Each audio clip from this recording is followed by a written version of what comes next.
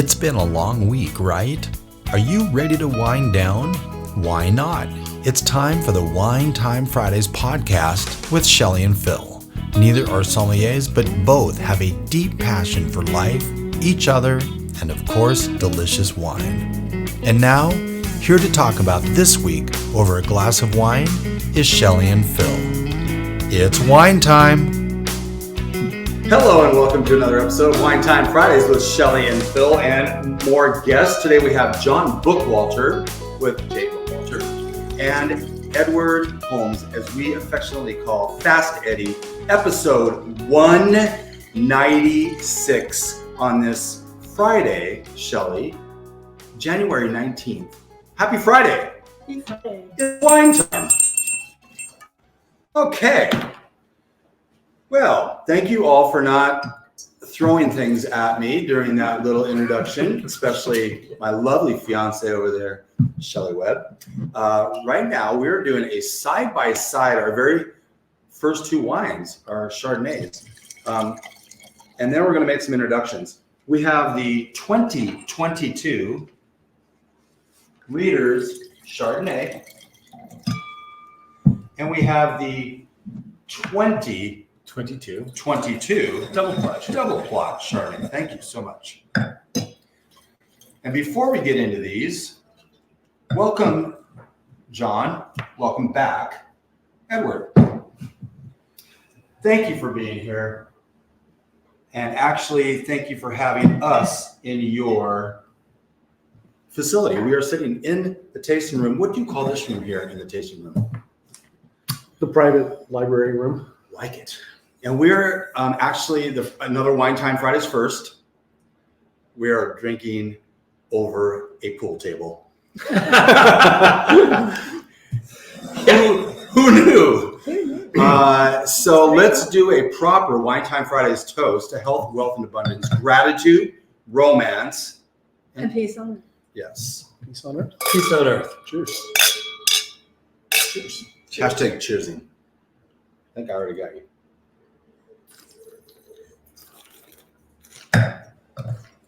On the left is the 2022 Readers Chardonnay. On the right is double plot. I'll let John speak through it. I think the great thing about this is that they're two so dramatically different flavor profiles, dramatically different made wines. Different, guessing coming from different plots. Sourcings definitely, and also winemaking style. You know, John told me this years ago, which is Chardonnay is kind of an orphan in Washington. Yeah. I firmly believe that. I think this is a really fun opportunity to show how different wines made from similar varietals can be. So Readers is It's stainless. and 80% Chard, 20% Viognier. Oh, nice. So the Viognier kind of gives you a little bit more of that tropical element or a little bit of that spice that you Sure. otherwise maybe see from oak. Is it also stainless? The double plot. Nope. The The Readers. Readers Chard is 100% stainless. Okay. It's co-fermented with Viognier. In fact, I started this project years ago. I should probably back up and let everyone know that I have a healthy disdain for Chardonnay from Washington. Chardonnay as a variety is one of the most uninteresting on its own, in my opinion, from Washington. It needs help. And so we were making stainless Chardonnays 25 years ago that, frankly, I didn't even care. I was making them and I didn't like them. And so Dad started planting Viognier at Stillwater Creek, ultimately at Connor Lee. And I think at the time I was drinking Pine Ridge Chenin Blanc Viognier. Okay. I'm like, well, maybe that's what Chardonnay needs, is another variety that we could ferment with. So the first year Was that Pine Ridge? Was that a little sweeter? it had some residual sugar for Okay. sure. Yeah. So the first year I started this project, again, this is going back almost 20 years now, maybe over 20 years. We did a Chardonnay tank, and then we did a Viognier tank, and then we blended it together. And I always say, if you ever came across that wine again, don't walk away, run away. It didn't integrate the way I wanted. The Viognier was so overpowering, very alcoholic, which Viognier naturally does. It's one of the characteristics of Viognier because it doesn't really get ripe until 25 or 26 bricks. So consequently, you have a much higher alcohol level. And it just didn't knit together the way we envisioned. So the following year, we co-fermented, and right away it wove itself together more seamlessly. In the early days, it was more almost 50-50. And then over time, we graduated it towards where we could call it Chardonnay, to where it was at least 75% Chardonnay. In this case, as Ed said, it's 80% Chardonnay. So remind our listeners what co-fermenting is, because it is it's a style that actually is a little riskier on one end, but it also will give you a much better Reward. a symbiotic blend, as opposed to blending after. Yeah, we're just simply fermenting the grapes together as opposed to fermenting them separately in separate tanks and then bringing the blend together. And you're saying it is riskier in a way, because if we don't get the blend right in the vineyard or in the fruit, obviously we are dealt a hand that we cannot unweave in a way. Right. So we have to know the percentages well enough going in. But we knew that. We felt the varieties worked well with others. So we would bring the Chardonnay in, which ripens 2 to 3 weeks earlier than Viognier. We'd bring it in on the more linear side, so lower bricks. You get more of the zesty side of Chardonnay. You retain the acidity, because Viognier, no matter what, as I say, gets fat, dumb, and happy, because it loses all its acidity as the sugars rise. The acidity goes away. And this brought a plumpness, a floral, a tropical side, as Ed said, to the wine. So you took the racy kind of zesty side, you brought in the trop side, and you had this nice comfortable mouthfeel. We started stirring the lees in the tank to give it, again, more mouthfeel, which it has a nice creaminess, but yet there's enough crunch to it with the acidity from from the Chardonnay and the Viognier. I Shelley, get some effervescence in the Readers. Frizzante, as they would say, right? Frizzante. I feel a little bit. It's a young wine. They'll both are. They're 22s, but they've been in the bottle now since early last year. are these both 22s? I believe they are. Well, that's what I get for not listening. Everything we're going to taste today in a comparative setting are going to be at the same vintage. Okay, that gives a nice head-to-head in a sense.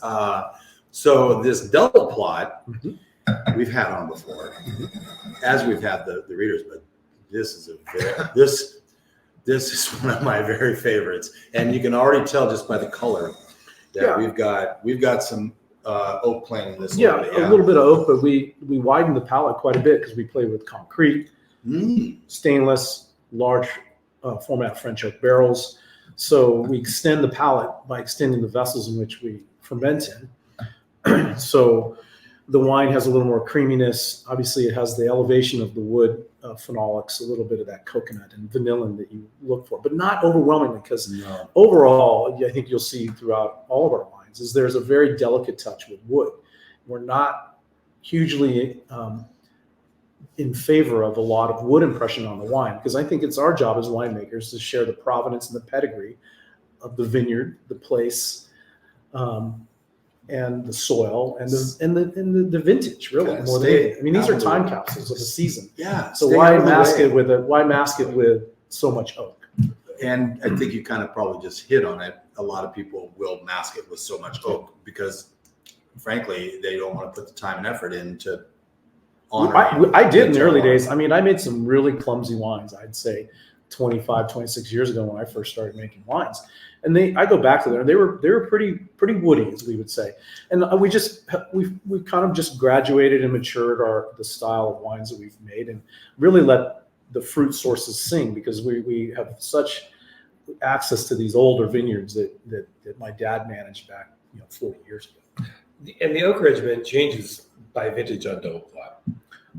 It's primarily the same coopers, but we might change the percentage of maybe newer to maybe a one fill barrel. It depends on how the vineyard or how the vintage is playing out. Is there more fruit, or is there less fruit, more acidity, less acidity? I mean, you really you adapt to the vintage. And it's always Connerly vineyard. Yeah, double plot is always Connerly. We originally started Readers at Connerly, and then we migrated to another vineyard that the Allen brothers, we moved it into the Gamache, actually. You talk about style, very woody from the past. That's where wine was then, though, wasn't it? In the 80s. Yeah. I think in the 80s so. and 90s, butter Like bombs. Rombauer, like Yeah, the that. Rombauer, it's just over the top, caramel and vanilla and wood. I think that's the palate. That's what they're, and it still exists. But I think winemakers over time have started to lessen that imprint that the wood on the wines, especially at Chardonnay. Yeah. Shelley, what are your impressions on these? They're both delicious. I like this one because of that slight effervescence. Yeah. But I like them both. Yeah, I like them both as well. This, I have no problem with oak on Chardonnay. I love stainless. Let the fruit completely speak, right? Mm-hmm. But this is very balanced, and that's what I really appreciate. Yeah. We talked a lot about this, Shelley and I. So oak driven, and then the pendulum swung to no oak, and now I'm like, I like it right there with a nice balance. It's just not over oaked. I think that's the finest compliment you can pay. Yeah. I think any wine is balanced. Yeah, and to a winemaker, because that's what you're trying to accomplish. That perfect play between fruit, acidity, tannins, and not so much tannins in the case of white wines, of alcohol level, sweetness or lack thereof. I mean, that's what we're trying to strike, and it's not easy when Mother Nature's the winemaker at the end of the day. And she does kind of have final say, doesn't she? She is the last at bat, bottom of the ninth every year. And sometimes she strikes out. Sometimes she hits one over the fences. So you just don't know. Ken Griffey Jr. or Edward Martinez and drive them on in. I mean, last year was a good example. We didn't know if we'd get things ripe early in the season, and all of a sudden we had a beautiful fall. And it just carried through, and we were able to pull off. This is the year before, so actually 22. Yeah. We pulled off. I always say we pulled a little bit of a rabbit out of a hat, and oftentimes it happens, but certainly that was the case in 22. At the time of this recording, it is a balmy 10 degrees outside. If that. Yeah. Of course, with the lovely wind, which doesn't have to blow all that hard to make it feel even colder. When do you start getting concerned? I've mentioned this numerous times on this podcast when I visited Va Piano, and they talked about burying a cane after every harvest, just in case they get one of those every 7-year winters and it kills the vine. If that happens, when they bury that cane, they pull it up, they save themselves a couple of years of being able to make fruit. When do you start getting nervous when you see these temperatures, which are going to be anywhere from 4 to 6 days of this? In the single digits, you certainly would have some cause. But the nice thing, if there is such a nice thing, when you're speaking to 10-degree weather, it's happening when the vines are completely dormant. So actually, our danger zones are more coming out of harvest, like at the end of October or November. If you get a cold snap right then, when the plants haven't lignified and become dormant, that's when they're most tender, because the buds are, of course, developed the year prior. So that's the crop for the following year. So right now, they're very dormant. They're cold hardy. They're as cold hardy as they can be. And single digits, negatives for a week, we would really start to be concerned. Would you start bringing some turbines in? No, you can't move the needle. I guess you're moving cold to cold. The wind machines are for 2 to 3 degrees for frost. They do nothing this time of year. In fact, many of them probably not even plugged in. Yeah. Interesting. So these are basically sleeping vines. What zone are we in right now? What agricultural zone? Yeah. I'd have to pull up on my Sunset magazine and take a look. I can't remember off the top of my head. If you could ask my mother this question, she'd tell you, she's a master gardener. She goes, we're in zone 3 or whatever. I'm guessing it might be a 3. Yeah. It may be a 2, but probably. But it gets hot in the summers. Yeah, well, 2 can get hot. 2 can get hot. It's funny you bring up Sunset magazine. I'm wondering if half our listeners are like, what? What's a magazine? So the double plot Chardonnay, is that 100%? 100% Chardonnay. 100% Connerly Vineyard. Some of the vines go back over 30 years for this block. It was a vineyard my dad managed for 28 years, so we've had access to this for literally decades. So going back, it's got a tartness on the back tongue. More on the readers. On the readers. Yeah, of course. Because it doesn't go through. Okay, it doesn't go through malolactic. Yeah. We don't even park a barrel near the tank, so it is completely stainless and doesn't. It's 100% not malolactic. Where this is probably complete, if not maybe partial malolactic. You said you don't park a barrel near the tank. You don't want that cross pollination going over from the wood barrel into the tank. We don't want it to jump over. That's funny. By the way, the Readers we're drinking is a little bit more chilled than the double plot. Yeah, as it should be. Yep. Yeah. Explain why. Well, I think when you have a completely stainless wine like this, an aromatic, it can stand to be a little cooler. You want it that crispness, that refreshing inside. Where a barrel fermented Chardonnay, you're going to want to see more of the esters. And it needs to be served at really a cellar temp. So 58 to 60s is ideal for a white. We always drink our reds too warm and our whites too cold, and that's commonplace. So this should really come out of a red cellar, in my opinion. Yeah. This can come out of your fridge, although I would let it warm up a bit, because when the cooler they are, they definitely, the aromatics are more recessed than you would expect when they get. We've talked about the 20-20 rule. Put a red 20. From the room temp in the fridge for 20 and take the white out for 20. Perfect rule of thumb. Yeah. And it is a rule of thumb, right? Yeah. So, but it's interesting because we'll pull a wine from our cellar, which we keep. It's highly. We don't do it. We don't do anything. Keep wine? We keep wine. Spit bucket. Yeah. We keep wine. 58. And it's probably 56 to 59 through. But it's interesting because sometimes, Ed, I don't know if you know this, but we'll be drinking a wine and we're done for the night and we're watching TV, and then son of a bitch, they have a glass of wine on TV. And man, does it ever sound good to maybe have another one? And I will look over to Shelley and say, just one more glass. So I'll have to go down to the cellar, pull out a bottle, and it's got that just the cellar temp, not a chill. It's just, it's not from sitting on the counter for 20 hours, you know? Well, I think, and that, for me, for white wines, cellar temp is about as cold as I want to go. You know, you can't hide a flaw in a room temperature wine. Right. And I think that's one of the things that when you're drinking better quality wine, you want to see that full flavor spectrum that comes through. These are two wines that I find are so interesting. The classic Chardonnay consumer loves double plat. Yeah. They instantly gravitate towards that. The great thing about Readers is it becomes almost more of a cocktail white. You know, it's truly an aromatic. Yeah, for sure. It's an aromatic white. Yeah. And it's fun for us to have this kind of in the quiver of wines, because when people come in, they, it's so bizarre. You have people that like to stake, which drives me nuts. I don't drink Chardonnay. What? I don't drink Merlot. Anyone that says they don't drink a specific item, haven't had the right one. Right. You haven't had the right one. So this is always a great thing to be able to put in front of people and say, chances are you're going to like one.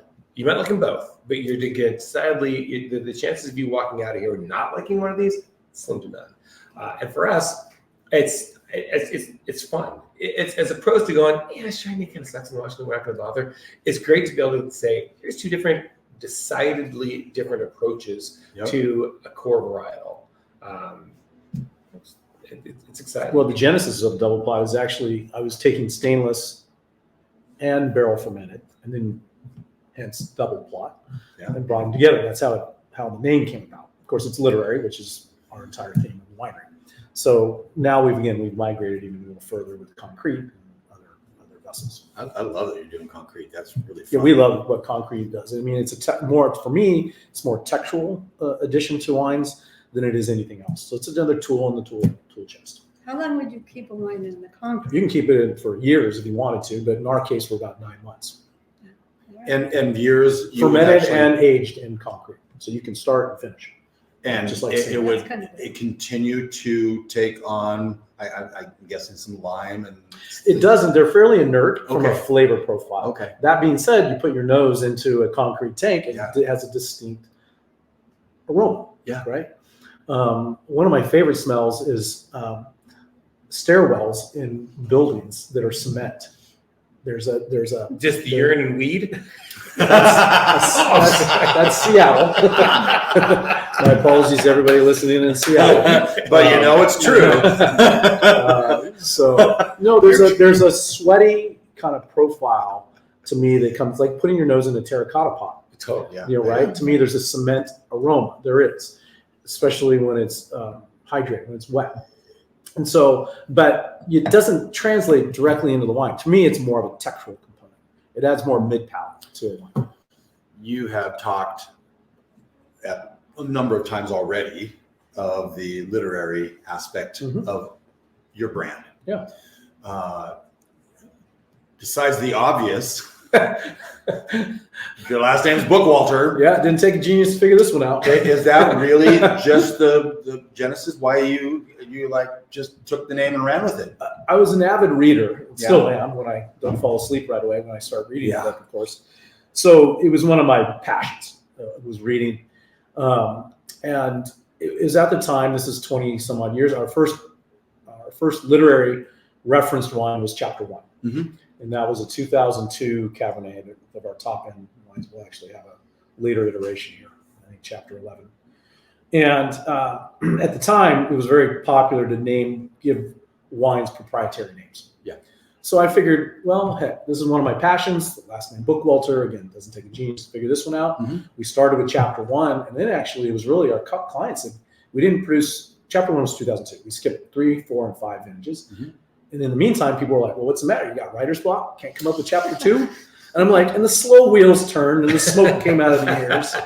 And, the brilliance right away. Of course, I look up writer's block. That's a great name for a wine. It's taken. Right? Well, you want to probably get past Chapter 11 as quickly as possible. Yeah. Right? Well, we've done 13 now. Okay, so that's good. We've done 9. No, we've done all the bad ones. And it's like, hey, people are like, you're really going to do that? I go, I'm not skipping numbers. We'll skip vintages. Hotels don't have 13 floors. Yeah, but they do. They just don't number They it. don't number it. Yeah. So you can see where we and then the next wine was Protagonist was our second.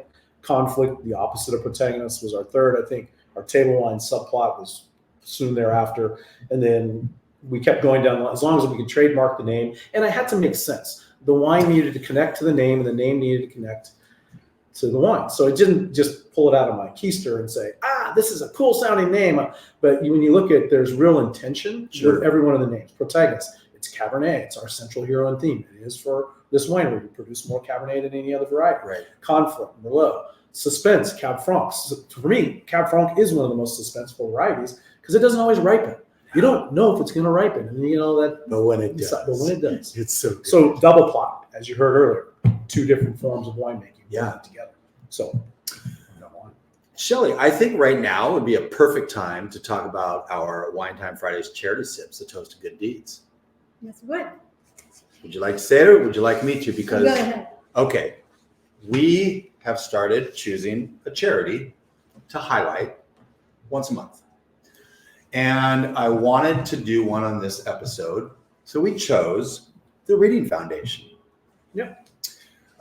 For also obvious reasons. I know you have some affiliation and other charities and nonprofits that you guys. Reading Foundation as well. Yeah. Tell us why and tell us a little bit about them. So that relationship started, oh, good Lord, 12, 13, maybe 14 years ago. I was on a board of directors for the Visitor and Convention Bureau, and another board exec was on the board, and she was on the board of the Reading Foundation.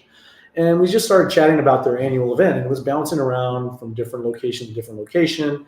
And they were changing the times of year, and they just weren't getting a lot of traction. And they were raising maybe $30,000 a year at this annual event. And I loved what they were doing. They were providing books for first-time K-5 teachers. It's reading to your kids 20 minutes a day.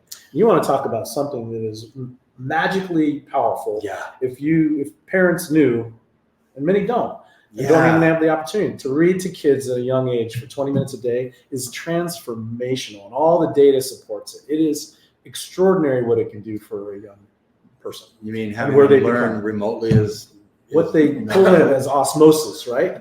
They are a dry sponge, and they pulling all this by being read to.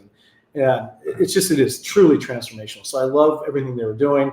I'm like, hey, let's us be your partner for the annual auction. So we put it where the Iron Chapel is here now.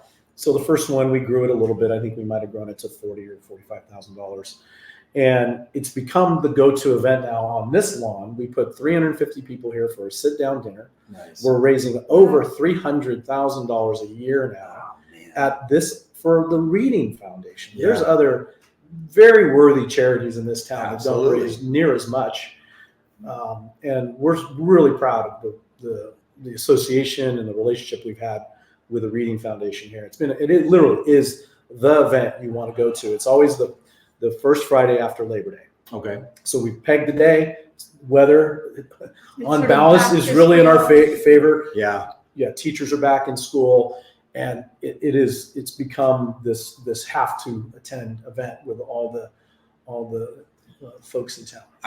I love that. Yeah. Look in the notes. We've got a link if you want to find out more about the Reading Foundation. And I love that you're doing that. We're going to take one break. And when we come back, I believe we're going Reds. We are definitely. And we're going to do another head-to-head on the next Red. You know, I think what we might do, I think we're going to do our conflict, which is our Merlot-based Bordeaux blend. Yeah. Then we're going to roll into protagonist, which is Cabernet dominant. Then I think we're going to Or do we hit. want to do Readers Reds, Merlot and Cab? You know, I think we do chapter volume, and then the GSM. I had a bottle of GSM at Bluebird yesterday for lunch, and it's so cool. And it's probably one that you guys have never had from us. It's a wine club only wine that we can only buy at the winery. But I think it speaks to some of the interesting things that are happening in Washington State. You know, Grenache Syrah Mourvedre is a great blend that the world over is recognized. Well, And we're going to pull it off well here. when you come back, we will have made a decision. We got plenty of ones to choose from.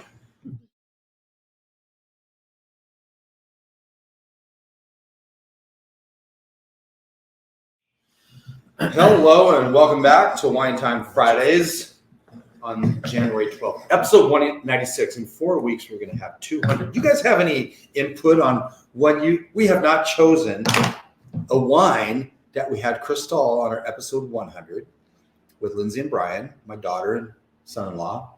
Any ideas what we should be pouring for 200? That's pretty, most pretty podcasts don't get past 10 episodes. Really? Yeah, the vast majority. Sounds like a restaurant. Gosh, that's a great question. It should be something. Well, where are your two favorite regions to source wine from? Where do you guys like most? Well, that's yeah, right. We really do enjoy wine from everywhere. Do you know that Missouri makes wine? They have a Missouri Wine Month. Yep. I know that's really out of the blue, but I mean, Virginia, of course, is Yeah. one of the origins of New World wines. And some of those wines get. Thank you, Thomas Jefferson. Thank you, Thomas. Absolutely. but Missouri was one of the first to produce wine, and then the whole prohibition it screwed everybody up. Whose bright idea was to have prohibition? I have no idea. I don't get it whatsoever. That's why I can't even go to Utah.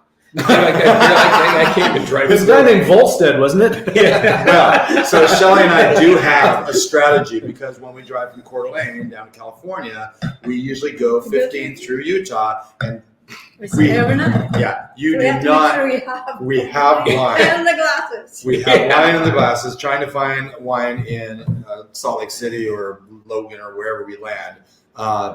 Let us talk about we have two wines that are poured. I'll just say it. We have a 2020 Conflict and a 2020 Protagonist. Now, John, you said that we are maybe drinking this out of order as they would in Bordeaux. Do you want to change the order? Well, you can take the glass that's on your left Yeah. and put that to the right.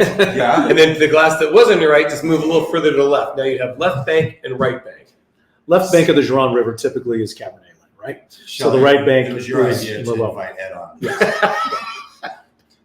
And right bank, of course, is Merlot dominant. Okay, so I am going to change them because it makes it easier for me to There you go. remember. So the first one we're having, the two, we're having a 2020 Conflict, and we have the 2020 Protagonist, which were both in the introduction, our fine introduction to this episode, even though you all rolled your eyes. What was the first year you made ProTech? 2006. And Conflict? 9? I want to say 7. Pretty sure it was 7. A year later. Yeah. Both, by the way, if you can find those wines, holding up. I mean, I had an 09 Conflict a couple months ago with Molly, and that's of course one of the things that, the beauty of well-made wine is the structure that can hold itself and that can truly develop and age gracefully. And I think one of the things that John has always done well is make wines that are not only approachable upon release, but that just continue to develop with time. Are the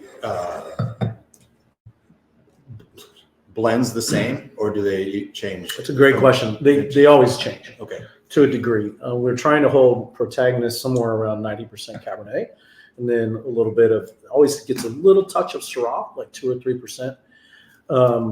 We've recently brought Petit Verdot back into the family. We had a contract for years on Red Mountain that had matured, and we weren't necessarily seeing eye to eye with the operator at the time. So Petit Verdot fell out of our blending tools, if you will, and we finally were able to replant it, or have it. It was replanted at Dionysus, one of our favorite vineyards, and so we're now blending again. So it has a little bit of Petit Verdot, and on occasion we'll have a little bit of Franc. Conflict, on the other hand, is always Merlot based. It can be anywhere between 50 to 60+% Merlot, and then Cabernet is the second, and then also again Franc and maybe a little Petit Verdot. So more traditional, again, left bank, as we would think of on the cab side for protagonist, right bank on the Bordeaux for the Merlot-based wine. Both Bordeaux blends. Driven, I mean, obviously the Syrah is a cheat. Oh yeah, But that's if true. you know anything about the Bordelais, they were accused of having Syrah in their vineyards many years ago. So Breaking the law. Oh, really? You don't say. Yeah. But And what did they label it as when they were trying to hide the Syrah? they just called it Merlot or Cab. Yeah. Well, in the Bordeaux, they would just call that. They would say, just "Oh, didn't acknowledge it. Syrah. We don't grow no stinking Syrah here." There's some Pinot Noir producers in California that might be Really? using a little Syrah. Yes. That's Yeah. interesting. I Conflict for me is such a beautiful expression, and one of the things that I love about it is that I love born and raised in Washington, and I still think that Merlot is probably the best red varietal grown in Washington, certainly Bordeaux varietal. I mean, Cab Franc's delicious, but you still make. But Syrah's growing very well here. Sure. And Cab Sauv. Really, it's like you might just be saying you really love Merlot and you really love Washington Merlot. I fell in love with Malbec, Washington Red Mountain specifically. Sure. Malbec this summer. And, it's like it's okay to like something as a favorite, right? I agreed, but I think when you look at as a varietal, what comes to play with Merlot and Washington so well is the balance. And so you can get that deep, rich plum. You can pull extracted flavors from it, but at the same time, it can be very pretty. I think that's the case that we get in Conflict, where it has this great structure and has this great complexity, and it's a big, rich wine, but still light enough in the palate that it's almost playful. And what I love is that people, again, the same person that said, "Oh, I don't drink Chardonnay," their husband says, "I don't drink Merlot," and then you pour Conflict and they go, "This Cab is great." And you go, "Well, that's great because it's 56% Merlot." And that for me, it's a true pleasure to turn people on to how beautiful and elegant Washington Merlot can be. Well, we forget some of the greatest wines in the world and most expensive are Merlot wines. Yeah, right? Yeah. I just had the Protagonist, and this seems so much like a wine that would even grow more with food. This has got some tannins on it. And I think Washington wines, I always say they're the perfect food partner because they don't need food as a crutch like some wines do, but they benefit from food. And at the same vein, they don't overwhelm food either. So I think there's a balance to Washington wines with the acidity, the tannin profile, which isn't clunky and blocky. It's more fine grained, seamless, that I think it's a perfect accompaniment to food. Yeah, it's fantastic. Shelley, you have a look over there of. I was thinking, which of the wines has to have food? So it must be Sangiovese. Oh yeah, well, from Italy for sure. Yeah, those Chiantis, very little nose, and the taste is just nondescript. And then you put them with some really great Italian food, and it's just like boom. It's interesting because I love Sangiovese out of Washington. John's like, I fucking hate Sangiovese. No, Pinot Gris is what you truly hate. But I'm like, what are the chances of us being able to make Sangiovese? He looks at me, it's like, do I have to fire you already? But I'm bullish on Sangio, and I think Washington, it comes through with some more body. Oh, than absolutely, yeah, absolutely. And John, God bless you for hating Pinot Gris. Yeah, if you just want to make a neutral spirit, I think that's the variety that you should choose. Have you ever had a Pinot Gris or Pinot Grigio that you're like, okay, this is not bad? I'm sure from Alsace, Yeah. you could certainly get behind, but Yeah. not domestically speaking. They're just not. I think there's so much more flavorful and aromatic varieties. Yeah. Chenin Blanc to me is a perfect example. Riesling. I mean, there's just so many other more interesting varieties. It's like my knock on Chardonnay, unless something else is going on. Oak, other varieties. I don't love it by itself. Pinot Gris is sort of like Thompson's seedless. Ouch. My dad grew Thompson seedless at our ranch in California. We made them into raisins. The front end of this one. Hey, speaking of which, give us a little history on, where we're celebrating we're going into our 41st vintage. Talk to us a bit about how J. Bookwalter started, the first varietals that your dad not only was cultivating, but that he was making. Well, my dad's, he is the genesis of the winery. I mean, back in 1983, but you got to fast forward or go back further to California. He was graduated from UC Davis with a degree in pomology. Yeah. And that's not hand soap. That is a degree in fruits and nuts. Remember, was it Madge? Madge? Yeah. Was it? Dipping your hands? Yeah, right. Dishwashing. So he had a degree in fruits. Sunset Magazine and Palmolive. We are really aging ourselves. Yes, you are. Yeah. And Madge. For those current listeners, so look it up on YouTube. Yeah, exactly. After you finish this. So he got his degree in tree fruit, and then managed large farms for Dole at the time in Delhi, and we bought it. He bought a ranch in Atwater, California, that had almonds, as you say in the valley. And you don't say almonds because you knock the L out of them. That's how you get the almonds off the tree, right? That's cool. We had peaches. Shake them. The worst harvest I've ever done, several harvests. And then Thompson seedless that we actually turned into raisins. It was my job to burn the black widows that would nest into the raisin trays. Yeah, it was a great job. I had some wonderful jobs. So then he was managing which shapes the person you are an today. an almond cooperative called Cortez Growers. He lost that job and he was looking for employment, and he ran across Sagemore Farms at the time. Was half of it was tree fruits, apples, cherries, I think some pears at the time, and then the other 400 acres were vinifera grapes planted at Bacchus and Dionysus. So when he moved up, he actually moved into the house above, and this would have been, I believe, he came up the fall of '76, I want to say, for harvest, and then the family followed him right after Christmas break. And we moved into the house above Dionysus Vineyard.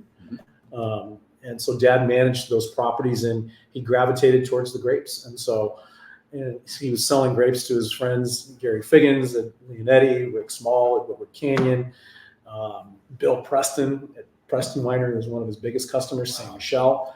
But he couldn't even sell all the grapes back in the day. He was bringing in Bobby Fetzer and Jerry Lohr. Wow. He was brokering grapes to folks in Chicago and New York. Anyways, those 400 acres represented the largest contiguous vineyard in the state at the time. Wow. Mid-70s. It was planted in 72 originally. So he managed the property until 82. And then in 83, like every good entrepreneur, started 4 or 5 businesses, all agriculturally related. Grape brokering, property management development, and the winery was one in 83. So Yeah. he started the winery in 83. And then at that time, one of his primary jobs was managing vineyards for absentee owners. So Dick Shaw, at one point, he managed all of Dick Shaw's property, and God bless his soul, just passed away. He was one of the largest vineyard owners in the state. And then, so then he again started the winery in 83. But one of the properties he managed was Connor Lee.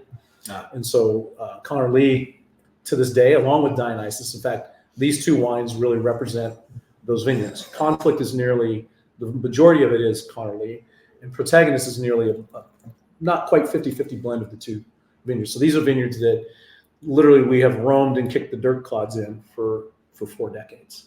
And they're beautiful representations of what older vines in Washington can produce. Have you seen an evolution of the fruit that comes from this vineyard over the years as it's matured? The terroir changes, all of that. I think it's as much of the plant's evolution as it is our evolution. Okay. Because we mature as well, and we learn how to grow through vintages that we've seen. Because we've seen 40 vintages now, and that doesn't necessarily represent a great deal of time when you think of time. But we've seen some of these vintages before, or repeats, so we know how to adapt, I think, better than we used to. So when we see a year where maybe bud breaks a little later, blooms a little later, oh, well, that yield better come down earlier. We manage our canopies very differently now than we used to. Okay, yeah. In the early days, it was production agriculture. I mean, let's get 5 tons an acre. Let's get 6 tons an acre. But as quality became the central theme for certainly our winery, we had to balance out the vineyard. So, but I do like to think that the plants do go through an awkward teenage period, and I think that's 0 to 10, or in growing sense, it's really the third leaf through 10 years. And then after 10, I don't know, they kind of settle in. And I like to think these 30-year-old, 40-year-old vines are in their prime, as long as they're disease-free, which they are in this case. I find in these really warm vintages, it's key to have these older vines because the root systems are very established, well deep into the soils, where if you have younger vines, that root system may still exist in the top few feet of topsoil, and the plants are stressed. And if you see senescing leaves, yellow leaves, in the middle of the summer, that plant is severely stressed because that's a stress sign. And those grapes will be stressed, hence your wines will be stressed. It's a very big misnomer that stressed vines necessarily make the best wines. It's actually happy vines make happy wines. It's like happy wife, happy life, right? So the plant is just like us. They need to be healthy, and stress is okay during short periods of time, like bud break, veraison, periods like that. Otherwise, it's actually not healthy for the plant. Well, So what do you do when you see those yellow leaves? How can you? Water obviously, but the plant's already demonstrate you don't want it to get to that point. So it's already the byproduct of what it's stressing from, which is typically heat at that time. So these older vines, I mean, they get a little bit of water, they're happy.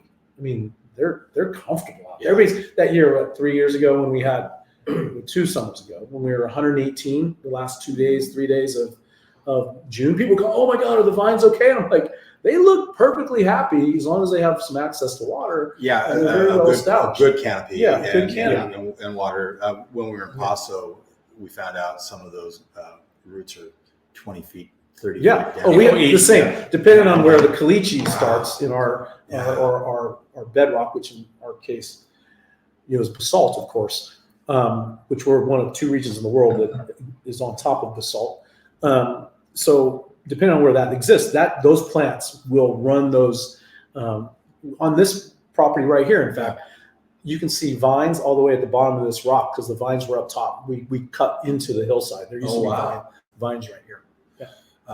Or do you have any effect from the Missoula floods? Yeah, I mean, you can't speak to Eastern Washington and not reference. It's 100%. This is the bottom of Lake Lewis, is where we are right now. Okay. So if you look up at Badger Mountain right there, there's actually one of the trails at 1,100 feet was the top of the lake at the time. Wow. Yeah. It's a deep lake. 1,100 feet would make it a very deep lake. Oh, yeah, Like for sure. Ponderay. Like It's Ponderay. about Yep. 1,000. Yeah, interesting. Chelan, Ponderay. Can I please, and choose one glass? We don't have to toast with both, but make a toast to your dad Oh, absolutely.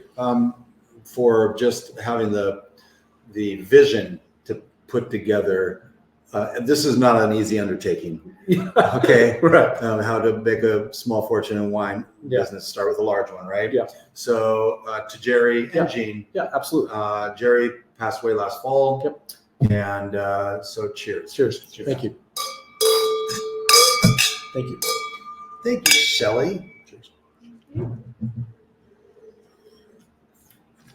The evolution of Washington wine is 50 years old. It's young, and seeing it happen. When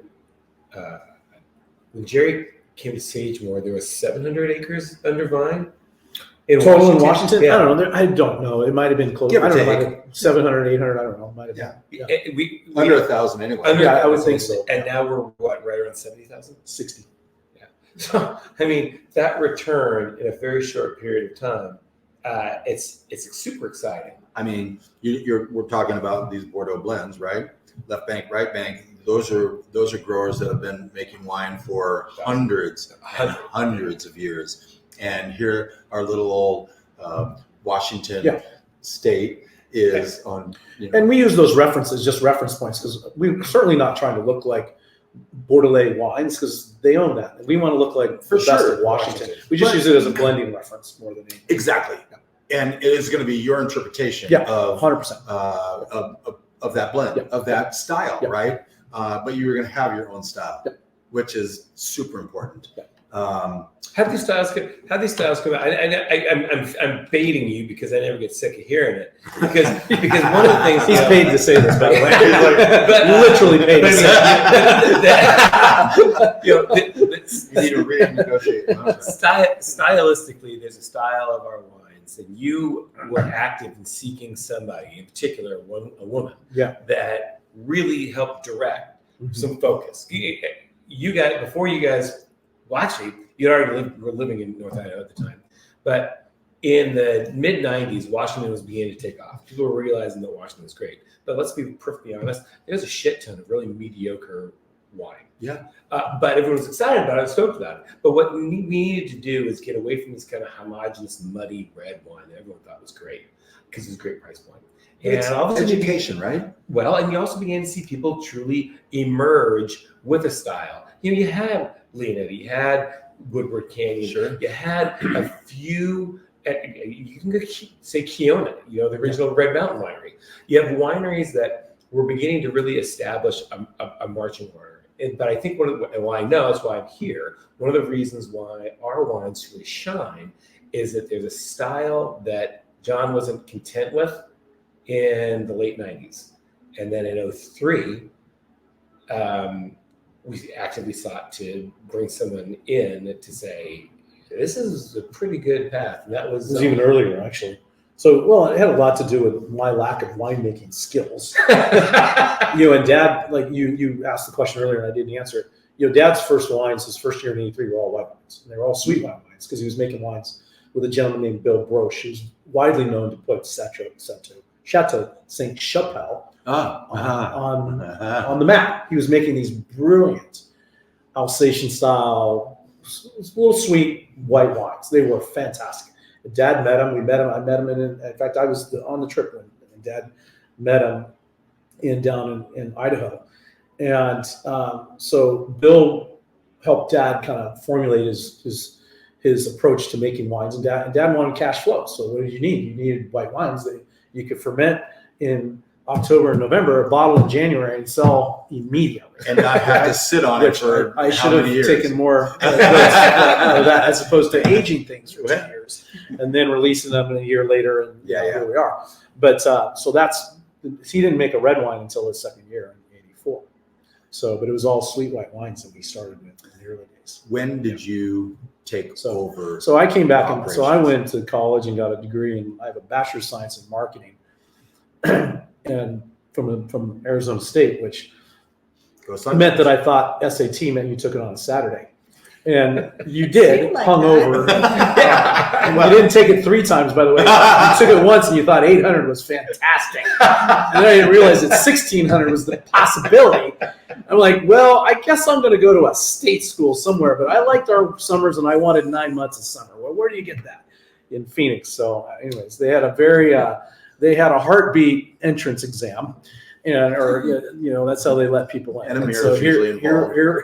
Not for the line. Just Yeah. So net, I go there, and of course, my first job out of college, not by design, by pure happenstance, was working for Gallo. I was recruited by Gallo Wine Company to be in their management training program. They are a good friend. They're fantastic. very best- good. I mean, Yes, sales training in the world. for Yeah. CPG, for consumer packaged goods, there's Johnson & Johnson, there's Procter & Gamble, there's Gallo, Pepsi. Those are the known businesses to be some of the best training. Sure. So learned from them, then migrated through my corporate career. So I came back in the fall of '97 just as a cellar rat. I'd never made wine. I was drinking. I just finished a stint with managing all the Coors business in the Northwest. So I didn't have a lot of interest, frankly, in wine at the time, but I knew consumer goods and I knew distributor chain management, things of that nature. So I came back and Dad's like right away, he goes, well, I really don't want to make red wines. And I thought that was the direction we should go because red wines had certainly eclipsed white wines in terms of favor in Washington. And certainly the consumer had favored red wines. And I really felt that's what Washington's strength was. And so I get back and Dad's like, well, you should make the wines. I'm like, well, I've got to have some help. I know you know how to make wines, mostly whites. He goes, well, I probably need a consultant. So actually we brought Charlie Hoppus in the first year. He helped us just right when he had left St. Michel. He helped us one that would have been fall of '99. And then in 2000, Dad meets, actually in '99, I believe, in 2000, he met Zelma Long at the WOG conference. And he goes, hey, my son's joined us.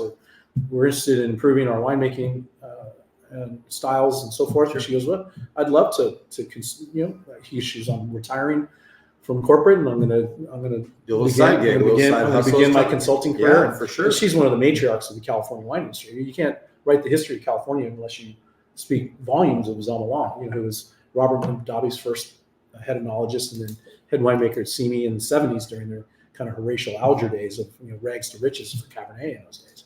So she was born and raised in the Dalles, and she went to Oregon State originally, and so she was familiar and had relatives in Spokane, so she was quite familiar with the Northwest. So we became her first consulting client. And right away, Dad's like, you and her, you're it. So for 9 years, I worked, with unfettered access to Zelma, who Wow. I have literally binders full of the answers to the questions that I asked Zelma in those days. Because I don't have a chemistry background. I don't have a biology background. It's a marketing degree. So she had to teach. She didn't give me the fish. She taught me how to fish. And then thereafter, of course, I've always loved working with consultants because they can kind of come in and cut through the clutter and immediately identify what needs to happen, regardless of what they do. And so right after that, I worked with Claude Gros, who is lesser known, but if you look him up, he's responsible for some of the greatest wines in the world. And he was a consultant to Sea Smoke in California. That was his only client at the time domestically. He was introduced to me by one of my favorite coopers, Legrand. And I was like, I met this guy immediately, and I worked with Claude for 6 more years. So for 15 years, I have a very expensive secondary education that came through consultants. Oh, It was actually more than a graduate degree for sure.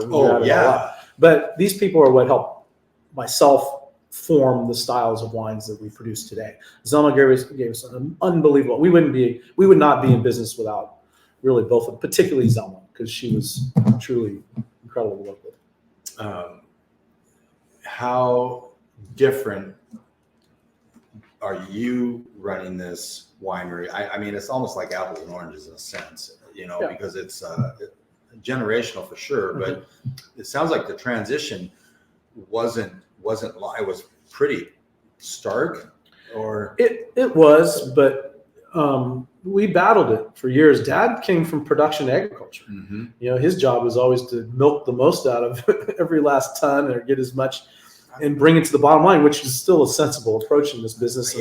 And so we battled for years, and we had some real knockdown, drag out fights in the cellar where we just fundamentally disagreed. I mean, he didn't agree in buying all this new French oak. I'm like, I don't know how to make good wines without some new French oak. Yeah. So At how are we gonna, $1,500 a barrel. how, now, how are we I mean, going back to? then? Yeah. So how are we Yeah. going to accomplish getting to that point? I mean, we butted heads on this for a long time, and then of course in 2008 I had the opportunity to buy them out. So, they had their opinions still, but they didn't have a vested in Still opinion at important. that point. Yeah, of course, and I always wanted their approval, through the length of his lifetime. Right. We had we featured Fidelitas wines with John Yeah. Hoppus. Yeah. He drove into Coeur d'Alene Oh, yeah. and sat with us. And when he was the first person that said, "Oh yes, as winemakers and wine owners, we don't say how many years, we say how many vintages." Right. And I think that is actually so cool. Mhm. Yeah. How many vintages do you really get to see? Right. Right. This will be my 28th this year. No, 20. Is that right? Coming up. I'm not very good at math. That's why I run a winery. Yeah, 28th this year. I did tell him Yeah. there would be no math involved. Yeah, good. I was totally. I mean, I may only have another dozen vintages. Who knows? May have no more. There's no guarantees. There are no Right. guarantees, Yeah. which I'm going to say, I've, been following. We're in a lot of different wine groups as Wine Time Fridays, and I see this all the time. I've got this 93 Lafite. This, when should I sell it, hold it, or drink it? And everyone's like, drink it. Yeah. What are you, stupid? You're not promised tomorrow. Pop the cork tonight, which is why I opened that bottle night is coming up last Saturday of February. Well, we got the next two wines. It's actually a great non sequitur into the next two wines, which are our Volume 10 and Chapter 11. Chapter 11, of course, I absolutely love the inadvertent pun. One, it's the iteration of the particular wine, but it's an ongoing joke. I mean, how fitting that one of our better wines is also called Chapter 11, which pretty much defines being in the wine business. If we're not there, we're working towards it. You keep persevering. I'll get there. Yeah. We work hard.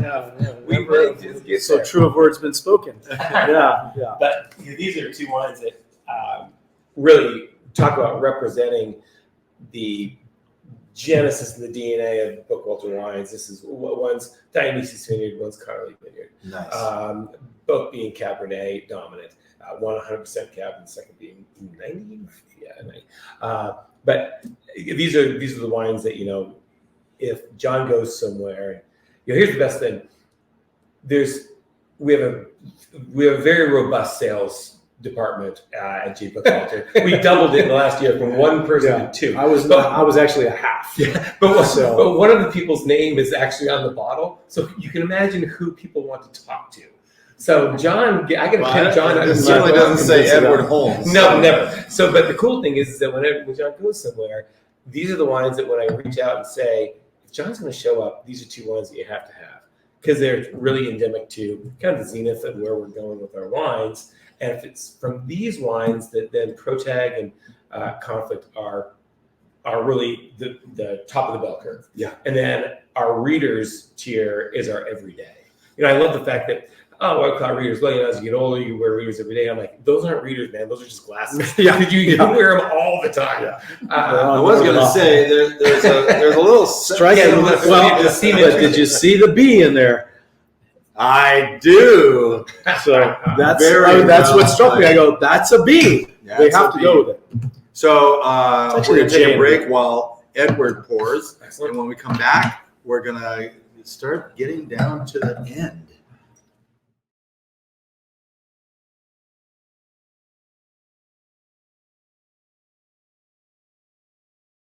All right.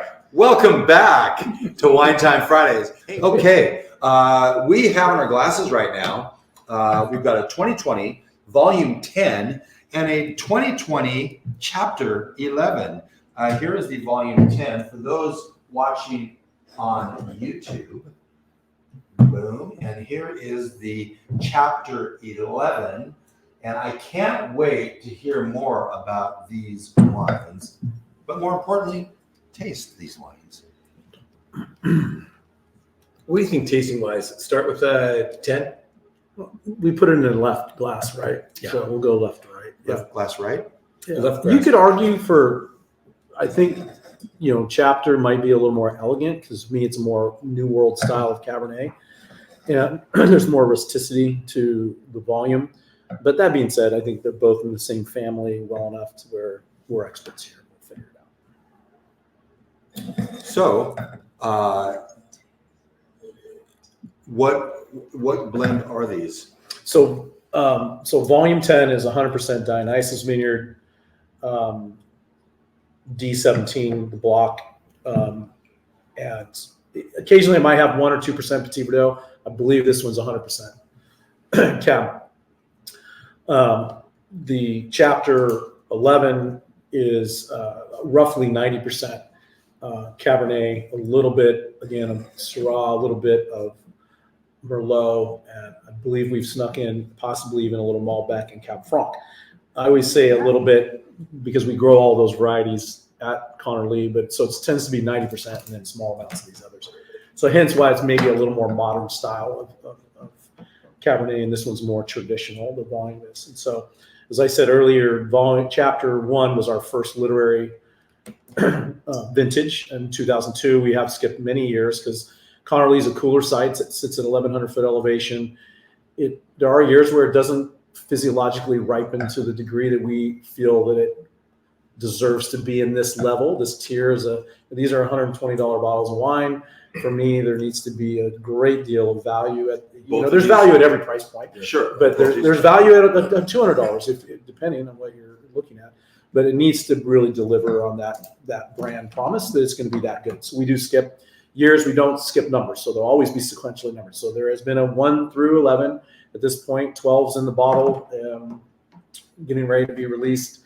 And then volumes we started a little later, but Dionysus, it's about 20 miles as the crow flies south of Connor Lee, but it's a more consistent site with the influence of the river. It's only at 600 foot elevation.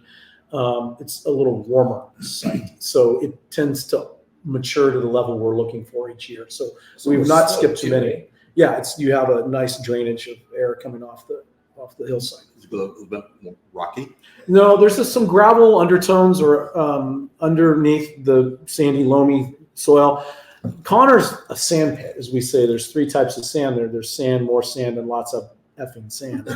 So that's the soil types here at Connor. It's a Warden loam. It's pretty classic bottom of the lake, where this has a little more substance to it, and there are some riverbeds of gravel underneath, but it really.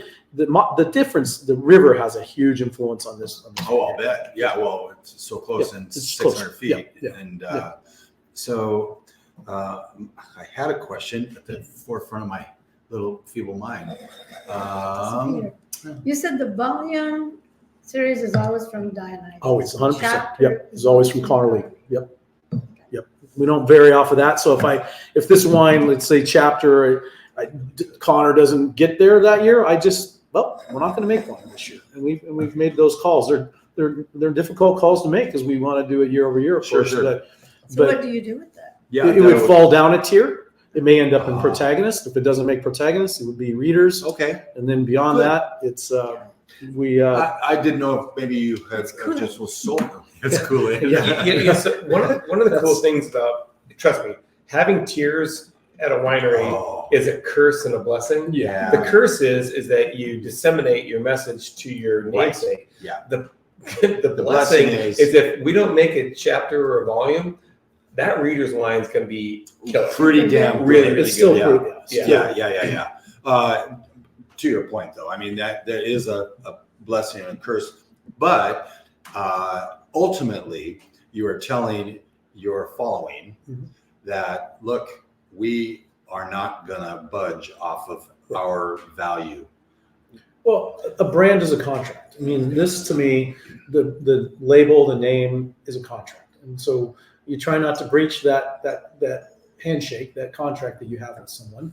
And you might do it once, you're not going to do it a second time. No, that is going to be a quote at some point, because that is absolutely true and absolutely 100% fantastic to hear, because it's so true. Brand is a contract. Yeah. Whether you think it is or isn't, it is. Well, we had smoke damage in 17 at Connor Lee. We did not make an ounce of red wine. Well, we did. We made 50,000 gallons. It didn't land in any one of our wines. No, it was that bad. Yeah. It doesn't take much to get the smoke. Doesn't taste, take, does it? and you know what? There was no way I was going to defend putting anything in any bottle, not even our least expensive. Would you? You could make a Fumé Cabernet. A Fumé Cabernet. It smells like a cigar butt in an ashtray. I mean, no By the thanks. way, we are in the middle of dry January, but I love a dry Cabernet Sauvignon. And so We're dry adjacent to you. That's We consider it damp January. Yeah. Would you ever sell the juice wholesale? No, we were lucky enough at the time. It was owned by the Connor and Lee families that my dad we had known for decades. Yeah. We got to an amicable place where we didn't pay for the grapes that year, but we had all the processing costs, of course, of making it into wine and carrying it. But it's not their fault. that It wasn't they their were fault, fired. So we avoided that. I think ultimately the wine went back into the bulk wine world, and maybe a very large producer could bury it. But our size, where we don't have the ability to bury something of that. Our size. burying is digging a hole in the backyard and dumping it. Yeah, well, But I would have jumped in that hole first, and then yeah. it's like my tombstone. Caught a pool. Is there insurance It's- available? There was. They didn't have crop insurance that year, and now it's pretty more commonplace. And it's really expensive. Oh, I man. mean, Yeah. insurance, think about it. Insurance is expensive, period. Mhm. Now you're going to insure the weather. Yeah. Well, cherry guys have always done it. So That's why cherries are $12 a pound. Yeah. So well, we haven't talked about the price point. no, I thank you for bringing that up. Let's talk about the readers. We're talking $25-30 a bottle. Yeah. Readers. The cool thing about Readers, it's between $19.99 and $28.99 for Readers. Between our whites, usually will come in around 17 my bucks. teens, yeah. Yeah, high teens, low 20s. Yeah. And the double plot, Double plots, 30 30s. bucks. Yeah. Yep, 30 to 35. by the way, for a white wine, that's not a small price point, right? But the value that wine brings is much more than that price point. You know, it's God, and I'm not going to get into too much of a tangent, but it's so interesting that That's not possible. the Have you ever read any of his emails? your average consumer is cool with spending $40 to $50 on a bottle of higher end red wine. Right? They're not cool with spending it on white wine. Yeah. And the irony is that the best wines in the world, when you get to white Burgundy at the highest level, are some of those expensive wines and truly some of those beautiful wines in the world. And white Bordeaux. Of Yeah. course, Yeah. absolutely. So, we always think that white wines have to be less expensive than reds. But when you get down to it, these are an agricultural-based product, and it's a labor-based product. So our costing, except for the grapes, almost is the same. Yeah. No, I get that. With stainless steel and Yeah, concrete, the labors is the exact same. yeah, Right. But So now you're it's talking like- about the bottles, because the Sure. reds are going to be a little bit bigger, a little bit more expensive than the whites, all of that. But you're spot on. It's challenging. What about a German Riesling? You're going to some really good German Riesling. You're going to be up there in price. Absolutely, Yeah. 30, 40, 50 bucks. So we love the fact that our Readers line is truly something you can enjoy every day. So our reds are mid-teens, our whites are mid-teens, reds are high teens to low 20s. Yeah. When it comes to protagonist conflict and suspense, our Cab Franc, when you're looking mid-40s to low 60s, depending upon what your retailer is working at. Yeah. And then when it comes to volume and chapter, we're at $120. Yep. But To your point, John, I mean, it's really refreshing actually to hear a wine owner, winemaker that produces this great wine and is selling this at $120. Say it's got to hold that price point. We're not just going to go on our name. It's got to be good juice in the bottle too. Mhm. I love hearing that because you are actually honoring. Again, it's a contract. Mhm. You are honoring your consumer. Well, as I said earlier, there's a QPR to every wine, whether it be $5 wine or a $500 bottle of wine. What's Right. quality price ratio. Yeah. And I think that's an equation you can, again, put at any price point. And so when you look at our competitive set in Washington or California, I think you got to look at all wines. Is this wine, does that hold up to your hard-earned money of $100? And I'd say yes, from what my palate tells me and what I know about other wines. This volume 10 is opening up really nicely. It's beautiful. It is fantastic. I still have a little bit more of the chapter 11 in my glass because I feel like if I don't finish this, then I failed. Or I meant to steal it from you. 'Cause, Chapter 11. I really, I enjoy wines with age on them. And one of the things is a true marker of a wine, and it's something that we need to be really mindful of now in winemaking, is you want wines that are ageable. You want wines that will develop 10, 15 years. But you also have to realize that your average consumer is going to Average consumer, like 95%. are going to drink it within 3 hours of purchase. Well, I don't know, Mom. Maybe not. Maybe an hour and a half. Well, okay. How long is the commute home? Do you have a grocery in your truck? So maybe 90% drink it within that. Within a day.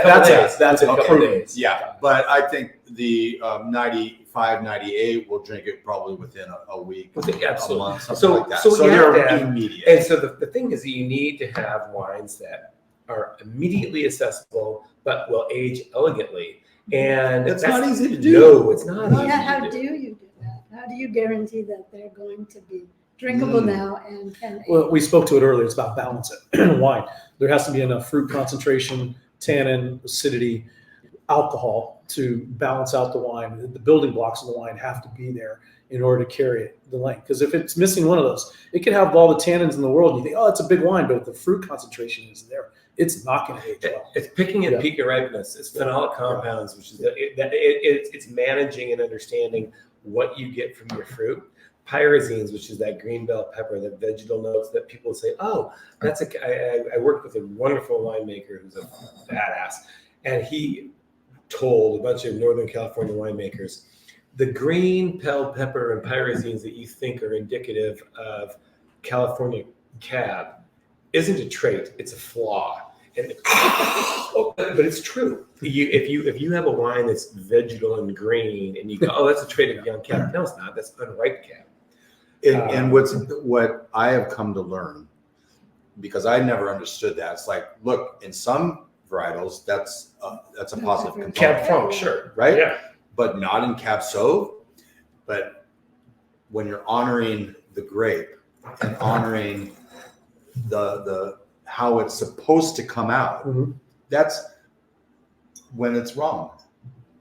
Okay, so I'm starting to get that now. It's taken me like a couple of years because I'm like, well, this is okay, but this is not. Well, no, because it's Cabernet Sauvignon should not have those profiles. Period. It's too young. Totally. Pick too young. And I think it's pretty cool. And that's one of the neat things when you find winemakers that you appreciate stylistically that you can truly enjoy. And I mean, there's some Washington winemakers that make absolutely gorgeous wines that would be consumed within 5 years of production. There's other guys that make wines that at 5 years, you're just now really scratching the surface. Yeah. And as a consumer, that's one of the fun things about wine is that's what makes you pick and choose to what you're going to buy. You can use It's not the labels. believe it or not. I know, crazy. Unless there's a kitty on it, because then I'll buy it. But I can use the analogy of cars, right? Any car can get me from here to 7-Eleven and get a 6-pack of beer. But I want... But a BMW could get me That's right. much fancier. Yeah, No. much better. But faster and more comfortable. That's right. So you make your pick. Yeah. Okay. A BMW would be faster. Well, hold on. But here's the thing. A BMW would get you there faster and quicker.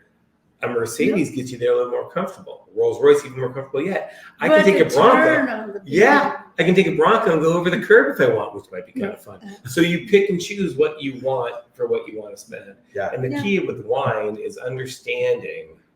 So you're not just a big old rube dropping $100 on a bottle of wine that you may actually get home and go, this sucks. You want to understand what you have going into it.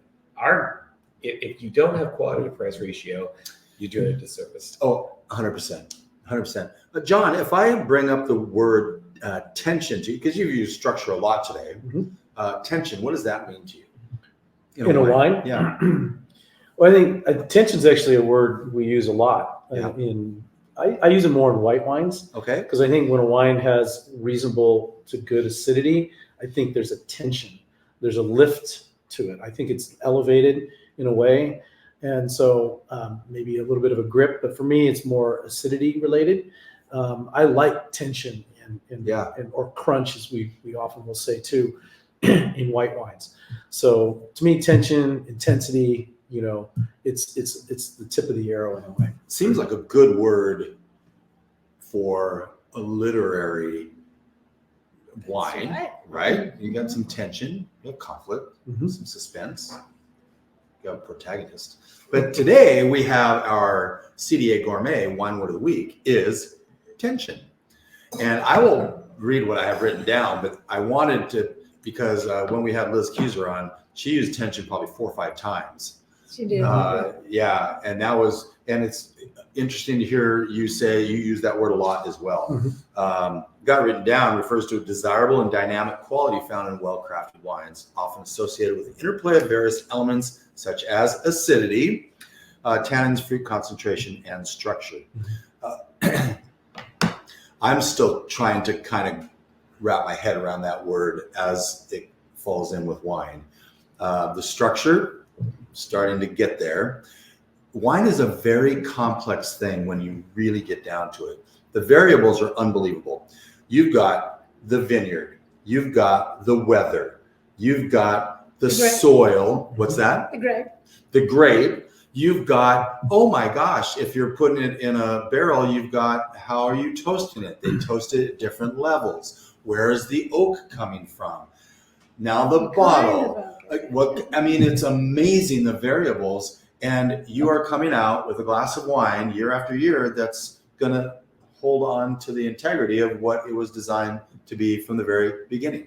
So kudos for managing those variables. Right? But I think wine's more so than anything, especially a brand, if it has your name on it in this case. A wine to me is an outward manifestation of your inner self. That's what a brand is in many ways. Right. And certainly a wine, because you think about the intention that goes into every choice we've made. We've chosen, first of all, where are we growing grapes? Right.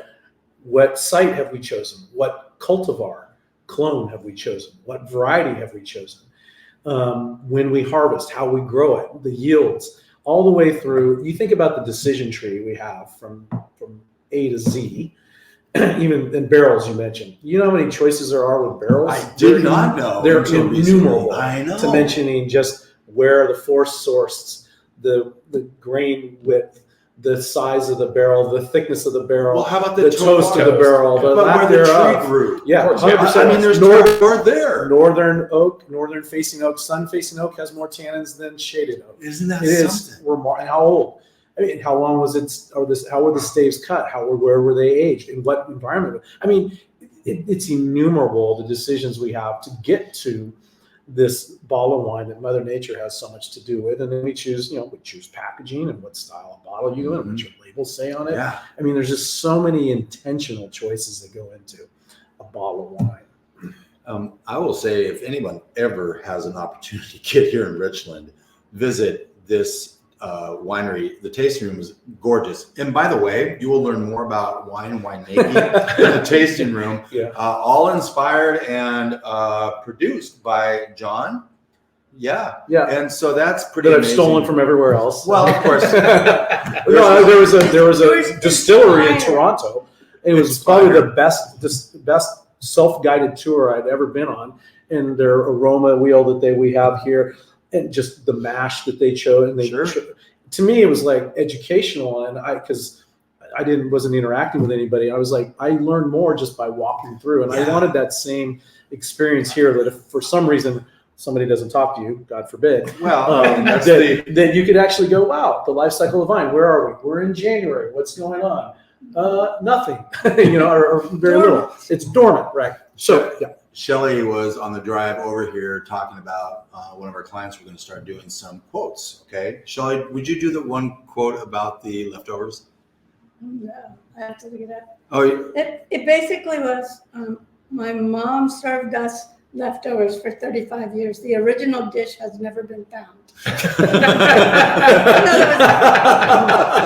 like that. The original dish has never been found. Leftovers from what? Right? Oh my goodness. I'm going to run through this stuff really fast. We have some things coming up. International Ferment Day coming up on the 1st. We have South African wine. Their happy birthday to them on the 2nd. We'll just leave it at that. Rosé Day in Australia and New Zealand because, well, it's summer there. That's February 5th. Get the month right. On the 16th, International Syrah Day. Global Drink Wine Day is every day, but we're going to highlight it on the 18th of February. We've got coming up Jared Funk with Savaya, Sarah Fowler with Peju. We have got next week Andrew. How do you pronounce this? Is it Giro? Giro, like a euro, but it's a gyro. Well, if it's not, it is now. Okay, Tommy said that. With Tyradus is next week for sure. And middle of February, the 16th. Does that date ring a bell? It's somewhere close to a horrifying Hallmark holiday that it's right up there with Arbor Day for me. You're talking about Valentine's Day. That's the 14th. But the 15th. Yeah, the 16th. The 16th. Edward Holmes, Fast Eddy, like we like with a Y. With Jay Bookwalter Winery, with the guest speaker will be with the North Idaho Entomological Society. Yeah, that's gonna be a lot of fun. I believe still at Lake City Center. Correct. Okay. Shelley, if we were in town, we would be showing up. We have one more wine to pour. Yeah, and then don't try to short pour us for God's sake. No, because this is a wine that I think is super fun, and if you're lucky, I'm going to sneak out and grab the very last wine. But this is a wine that right now. One more after this? I thought we'd do that. I thought we'd do the Readers Chardonnay. Come on, really? No. God damn it! All right. Well, then we're going to end with this one because this one's the antithesis of everything we've tasted. So John is our guest, and I want to honor what John says, but I wouldn't be. I would be okay with the Syrah Readers because that's pretty phenomenal wine. The 21 for sure. Yeah, it's I really think 22 is great too. I like the 21. Whatever. Well, anyway, so this one great versus great. Because this one right here is one that I think it needs to be mentioned that we make a number of wines that are only available at our tasting rooms and on site. And these are wines that every once in a while I can sneak a very small amount out into our best distributors for distribution. And this GSM, I just think is such a beautiful, fun expression of Grenache Mourvedre, which of course I'll take a look. So GSM is a Grenache Syrah Mourvedre, typically made very popular in. Oh, that's probably Argentina. Well, it starts with an A, but I'll give you Argentina. Australia. Okay. Really? Australia. Australians love GSMs. Do you know there's an Aussie wine month too? Of course there is. May. May. When I used to work for a winery that wasn't in Washington, we used to jokingly say, in Washington, every month is Washington Wine Month. They have two. I know there's two. That's fantastic. Yeah, I know. What's Why wrong are with there two? Because there's two, because we need to sell as much wine in Washington as we possibly can, because nobody else in the world recognizes Washington Wine Month once. There's Wine Time Fridays is an international podcast that has helped spreading the love. Do you know we grew 51% last year or the year before? We're in 28 countries. One more viewer now? No. Wait a second. You're in 28 countries. 28 so countries. if I should travel somewhere and tune in, can we add another country to it? It depends on where the IP Do you have address Iceland is. yet? Yes. Damn it. Well, I don't. Are you going to Iceland? I was thinking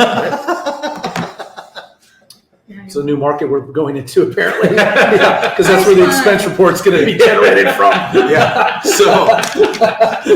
No. Yeah. They didn't want our wine. Sorry, John. This is why people tune into this podcast is to get the cutting edge news. Okay. Well, I think one of the cool things that we have is, John's worked tirelessly at advocating our wines, as well as opening 2 restaurants, this new production facility that we're in. But Fiction and Fable. Yes. Fable Gastropub, wine. What do you call it? Wine. You call it. You had a catchy little name for it. craft bar, wine saloon, and Wine food saloon. joint. Yeah, that's right. Fiction. That's what Fable is. That's what we That's call Fable. That's the tagline behind Fable. If you want is, a killer cocktail and a great burger or a pizza, we'll go down there. pretty rough to pass Fable. It's fantastic. And Fiction, where we had lunch today, is of course. Yeah, that was amazing. Yeah, it was good. Really Good solid. Who knew they made avocado French fries?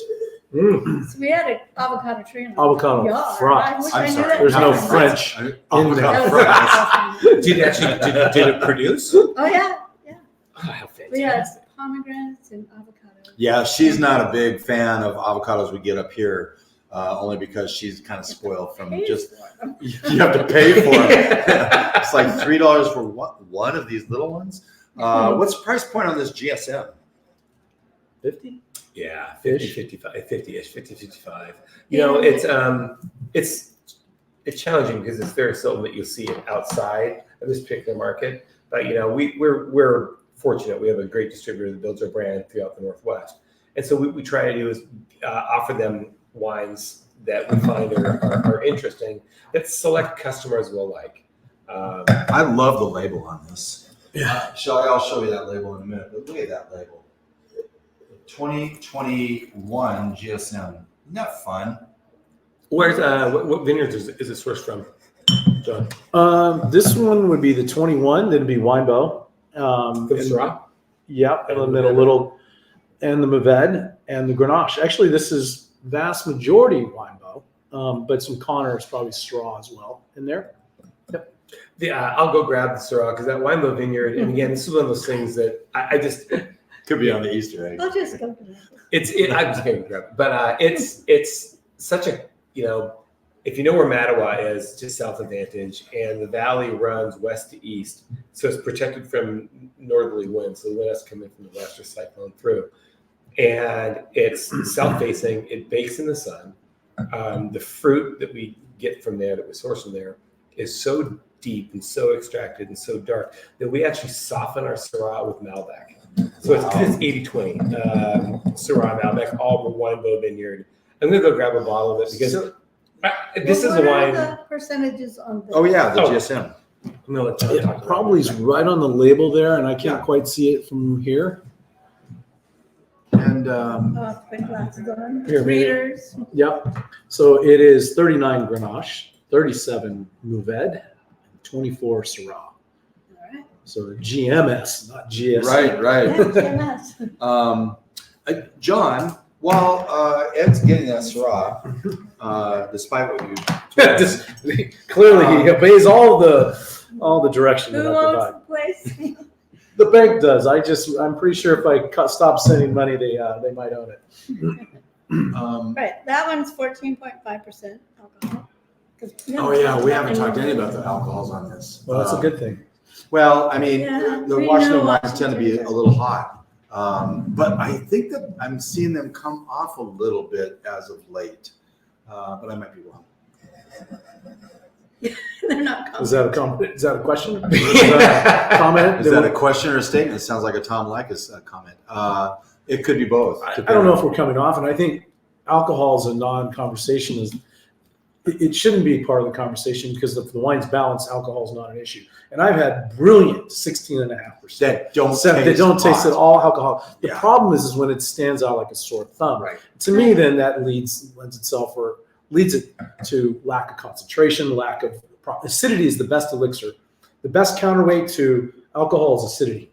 And so when you have higher acidity wines, they can carry more alcohol. Okay. So I've had 15.5% Gewürztraminer from Alsace that you wouldn't have guessed there were 13%. Right. But they had some sugar in it. So sugar is another one that covers alcohol. Sure. But acidity is really the secret. And Washington has a natural amount of, not over top threshold, but a real generous amount of acidity that balances out alcohol, in my opinion. I haven't made a wine under 15% that's red since my first year of making wine. You have not made a wine that's Red wine, That's less than 50. less than 15 Oh. since my first year. except for this GSM But it's a 14.5. It's, you could argue whether that's truthful or not. Yeah. So I what is have, the? I have a one variance on alcohol above 1401. Okay. So I can put 14.5, it can be 15.5. Interesting. So hence, the one thing we do here, we run a lot of tests. Sugars, We might not want to put. and alcohol. So we'll do blind wines, and we'll taste a competitive set, and we'll send it all in, and we run sugars and alcohol, because alcohols are always understated. They're never overstated. Why was Bordeaux for 100 years 12.5% on the back label? It was a price. You paid more tax at above 14. But there's no. And you have a 1.5 variance, and you have a 1.5 variance 1.5 below 1401. Wow. So Magically, they're all 12.5. Go figure. Let's think about that. They can't capitalize. They can't saunier, and yet every wine every year in an agricultural box is 12.5. That's impossible. I mean, it's certainly improbable. Yeah. Yeah, for improbable, sure. for sure. Yeah. Anyways, alcohol, again, is one of the most important elements in a good wine, but it has to be in balance, and I think that's the key, striking the balance. It just seems like there's been and I know it has so much to do with sugars, but it just seems like they've been inching up. Oh, thank over you. the That's years. Robert Parker. Okay. Let's just, call it out. I mean, what styles of wine did Robert favor early on when he became such an influencer on the palate of America, if you will? Yeah. And he that's a loved blessing these and a curse it too, was, right? absolutely. Yeah. I mean, we know what a Parker wine looks like. Deeply saturated color, cream de cassis flavors, this just almost blueberry syrup, and weight, and alcohol. And those are 100-point wines. Yeah.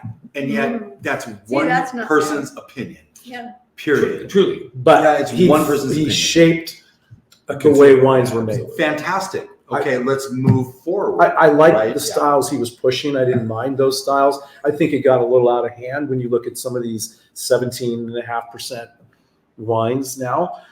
I don't think that's necessary. I think there's some nuance and some playfulness at a lower alcohol level. Yeah, different sugar. 17. Well, yeah, Jeez. the other thing it comes down to what we talked about earlier is when you pick at the zenith of ripeness, you're now balancing amount of sugar, and alcohol is a byproduct of of fermentation. So your alcohol percentage on a really ripe, really fruit forward, high temperature grown fruit is going to naturally be higher in alcohol. So you might lose some of that richness and some of that volumetric flavor profile by looking for wines of lower alcohol. I mean, I'm getting older and I like to drink a lot. That didn't come out right. But I meant to say, well, I'm definitely getting older. But I like to have 3 or 4 glasses of wine. I know. But I don't want to be drunk. No. So having wines at 13.2, the difference between 13.2 and 15 is significant. Right. Yeah, it is. I'm all for that, but what I'm really for is that experience of having a beautiful glass of wine that's satisfying in 1 or 2 glasses. It took 2 hours before Ed actually said something with substance. Shelley's, because that's not true. He still hasn't said anything of substance. Because that was absolutely true. It is about having a really good experience.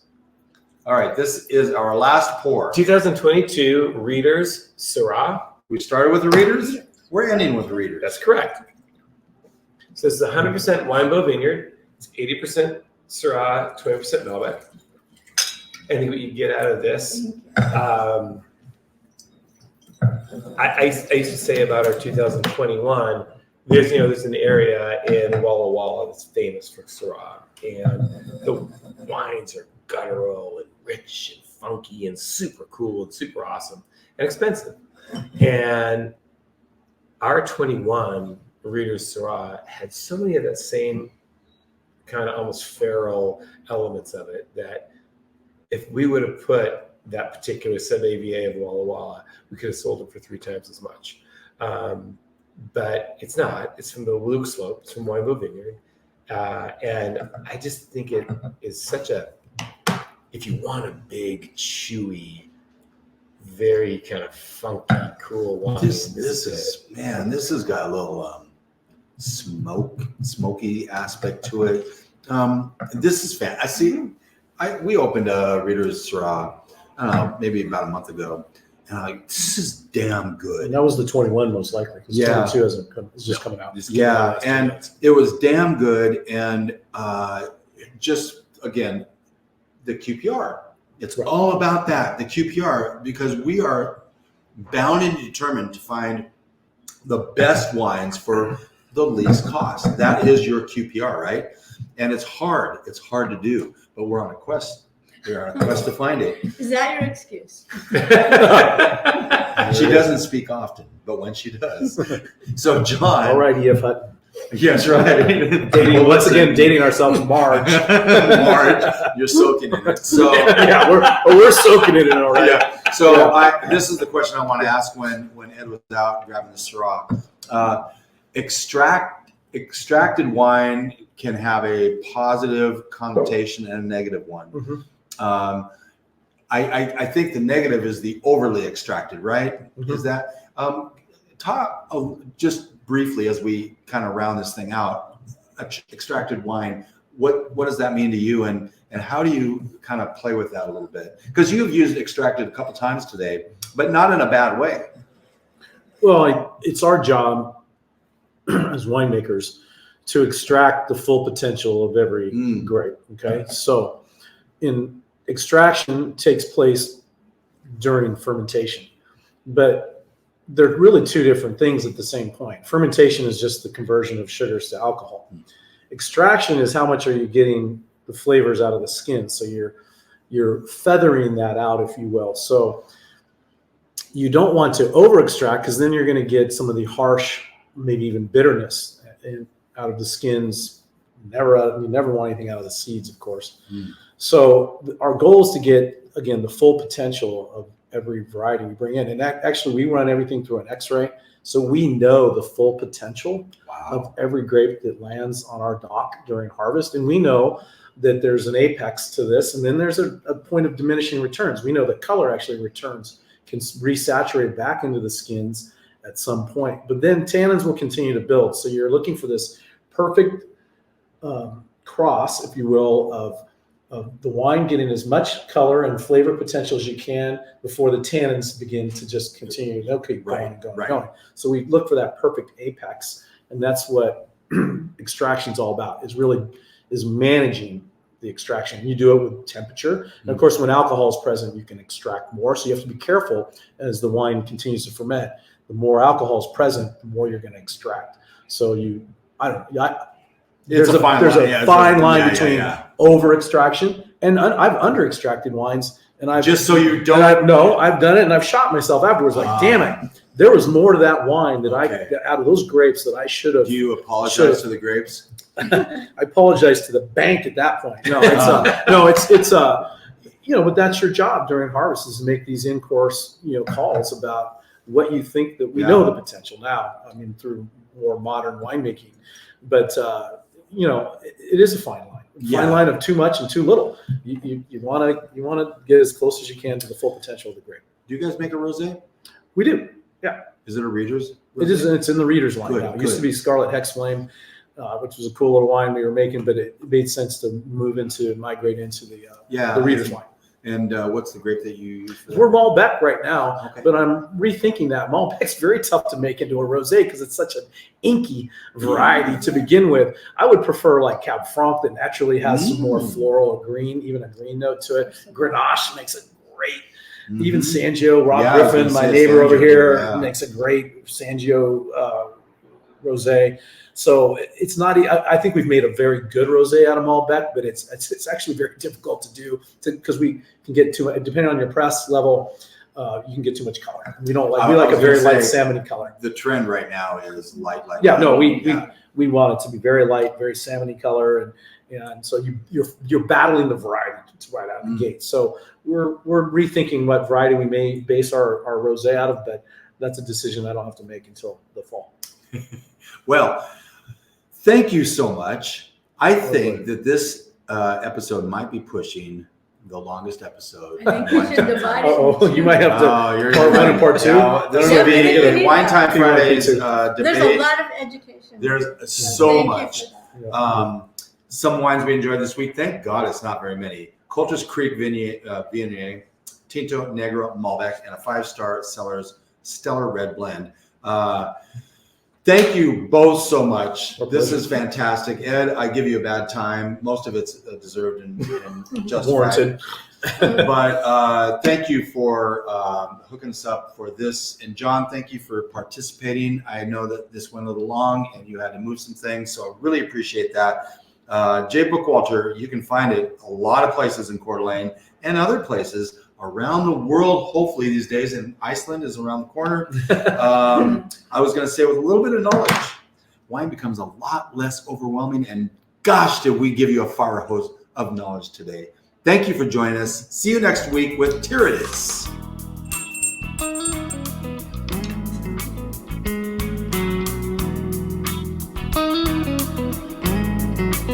Thank you for spending part of your day to wind down with Shelley and Phil.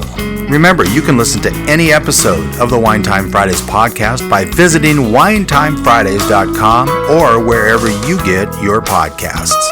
And join us on our Wine Time Fridays Facebook page, Instagram, or on Twitter, which is @VintageTweets, for daily conversation. Until next week, here's our toast to you. To health, wealth, abundance, gratitude, peace on earth, and of course, romance.